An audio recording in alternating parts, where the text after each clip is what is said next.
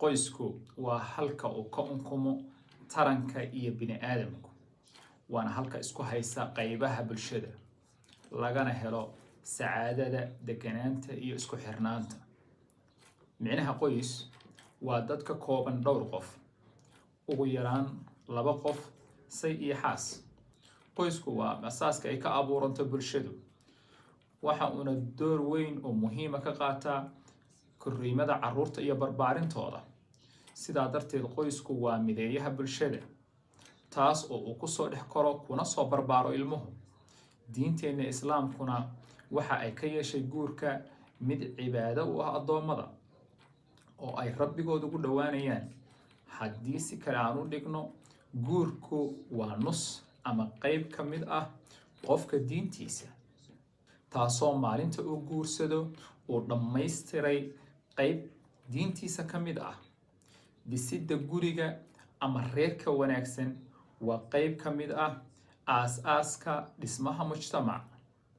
haddaba muhiimadda guurku ma aha mid ku kooban in qofku u guursado hami ama baahi jinsi ahaaneed, kaasoo aan ku dhisnayn xigmadda iyo sirta ka dambaysa guurka.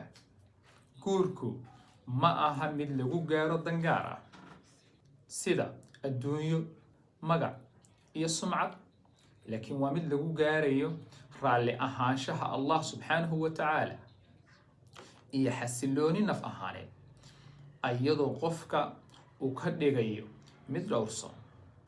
mas-uuliyad Allah subxaanahu wa tacaala uu saarayna uu qaadayo. mas-uuliyaddaas oo noqonaysa mid qofka marka uu guursado inteeda badan imanaysa, sida mas-uuliyadda reerka dhaqidiisa, tarbiyadda carruurta, habdhaqan wanaagsan oo labada qof ku wada noolaadaan, iyo dabcan mid waliba inuu ilaaliyo xaqa kan kale ku leeyahay. waxaana xaqiiqa qofku marka uu rabo inuu guursado, waxaa habboon in uu thaqaafada guurka iyo nolosha qoyska wax ka barto, isaga oo raacaya qur-aanka iyo sunnaha iyo kutubta islaamiga ah oo ay culimmadu ka qoreen arrimaha la xiriira qoyska. ugu horreyn, inta aadan xulan inanka ama inanta aad doonayso in aad nolosha la wadaagto, waxa muhiim ah inaad isweydiiso su'aalahan soo socda. 1. marka ay ka hor timaado kaalintan ay ku dhammaystirmayso qayb ka mid ah diintaadu, miyaad iska guursanaysaa? 2. qofkii guur kuu soo bandhigaba miyaad iska aqbalaysaa si shuruud la'aan ah? waa kuma qofka aad rabto inuu nolosha kula wadaago? waqtigan aan hadda nool nahay, runtii waa yar tahay in qofku uu ka fakaro guurka kiisa naajixa ah ama noqon kara mid farxad leh. maxaa yeelay waxaa laga horreysiiyey doorashada qofka wanaagsan waxyaabo aan qofka anfacaynin ama noloshiisa guusheeda aan raad ku yeelanaynin, laakiin guuldarro iyo khasaaro u horseedi kara. tusaale ahaan, waxaa laga yaabaa in wiilka uu gabadha qurux ku raaco, sidoo kale gabadhu ay wiilka xoolo ku raacdo. waxaana aad u badan dadka aan guurka ku dooran sifaha wanaagsan ee islaamku ina faray. taasina waxay keentaa in guryo badan fashil iyo burbur ay ku dambeeyaan. waxaana laga hormariyey guurka dana badan oo gaar ah.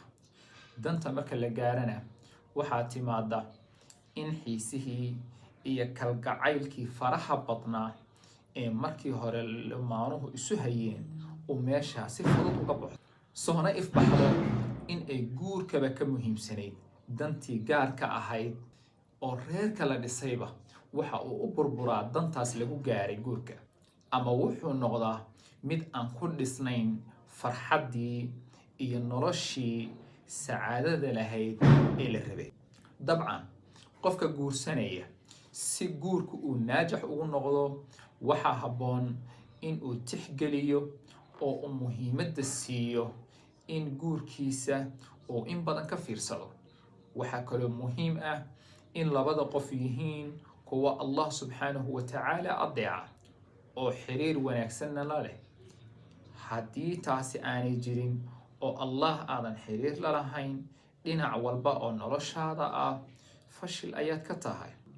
aakhirana waa khasaare, adduunkana waa kadeed ku noolow. waxaa hubaal ah qofka waajibaadka saaran kasoo bixi waayey inaanu kasoo baxaynin qaadidda mas-uuliyad reer ama guur, ama aanu noqon karin mid qayb ka noqda guriga dhisidiisa. haddii labada qof isguursanaya ay yihiin laba aan dan gaara isku dooran, allah subxaanahu wa tacaalana ku xiran, waajibaadka saaranna oofiya, oo midna gaabis ahayn, waxay dhaxli karaan guri xasiloon iyo nolol sacaado leh. marka labaad, naftaada ku soo dhis daacadda allah subxaanahu wa tacaala inta aadan guursan ka hor, hana qabsato waajibaadkeeda. dabcan naftaada oo aad guurka ka hor soo dhistaa waxay tusaale wanaagsan u noqonaysaa akhlaaqda iyo tarbiyadda ubadka ka beermaya ama ka dhalanaya guurkaaga, iyo dhaqanka wanaagsan ee aad kula noolaato xaaskaaga. run ahaantii ma ahan wax aad natiijo fiican ka gaari karto haddii aad tiraahdo marka aan guursado ayaan wax walba iska baran doonaa oo ku dhaqmi doonaa. taasina waxay keenaysaa khaladaad badan inaad kala kulanto, la qabsiga waxyaabo fara badan oo aanad muhiimad siinin in aad barato guurkaaga ka hor. nolosha lamaanuhu marka ay bilaabato runtii ma ahan mid tababar lagu qaadanayo oo waxyaabo aanay naftu horey usoo baran lagu dhex tajribeynayo guurka. tusaale ahaan, haddii aad maanta rabto in aad shaqo dalbato, shaqadaasina ay u baahan tahay shuruudo gaar ah oo ay ka mid tahay in waxa lagu shaqaynayo qofku uu aqoon hore u leeyahay, shaqadaas totaliba ma dalban kartid aqoonteeda oo aadan lahayn owe. sidaas oo kale guurku waxa uu u baahan yahay in aad naftaada soo barto micnaha guurka iyo nolosha lamaanuhu waxa ay tahay. inaad gaari ama baabuur aad wadaa waa wax fudud, waana wax maalin ama 2 maalmood lagugu tusi karo. laakiin barashada cilmiga gaariga waxay qaadataa sanado. sidaa awgeed guurkaaga oo u doorato qof wanaagsan adiga oo sifaha qofka wanaagsan garanaya, waxa ay noqonaysaa mid kugu saacida nolosha aad rabto in aad ku noolaato. sifaha qofka wanaagsanna waxa ugu muhiimsan qof allah xiriir la leh, waajibkii saarnaana ka soo baxay, wixii allah subxaanahu wa tacaala ka reebayna ka hara, wixii la farayna sidiisa u guta. guurku marka uu sidaas ku bilaabmo, waxaynu ka rabnaa in aynu ka dhaxalno duriyad saalixa ah oo fikirka, caqliga, tarbiyadda, caqiidadooda iyo hamigooduba yahay kan islaamka. haddaba doorashada qofka aad guurka la wadaagaysaa waa in uu noqdaa mid naftaada anfacaya aakhiro iyo adduunba. waxaa kaloo muhiim ah in aad niyadda ku hayso xadiiskii rasuulku calayhi salaatu wasalaam uu ku sheegay sifaha ama tilmaamaha haweeneyda loo guursado ama lagu doorto, kaasoo ahaa in haweeneyda loo guursado 4 sifo midkood: maalkeeda, quruxdeeda, nasabkeeda ama ehelka ay ka dhalatay, iyo diinteeda. waxaa la sii xoojiyo rasuulku sii xoojiyey oo nabigu yiri calayhi salaatu wasalaam, ku guuleyso tan diinta leh.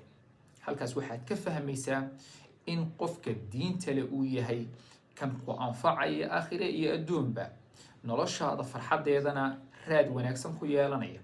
sidoo kale waxaa muhiim ah in haweenku ama dumarku niyadda ku hayaan xadiiskii rasuulka calayhi salaatu wasalaam uu ku sheegay sifaha ragga ama ninka aad guursanayso, oo ahaa hadduu idin yimaado mid aad raalli ka tihiin diintiisa iyo akhlaaqdiisa u guuriya. halkaasna waxaad ka fahmaysaa in astaamaha ninka lagu dooranayo ay tahay diintiisa iyo akhlaaqdiisa. waxaan shaki ku jirin in guud ahaan guurkii uu noqday mid burburay, waxaana waajib ka saaran yahay dhammaan ummadda Soomaaliyeed. allah waxaan ka rajaynaynaa in inta khilaaf iyo dhibdhex yaalla uu ka dhex qaado, qalbiyadoodana uu isu dumo. Wassalaamu calaykum ورحمة الله وبركاته. من رحمة خالقنا وجدت عنوان الشمل الملتئم، فالأسرة حصن وملاذ، والأسرة من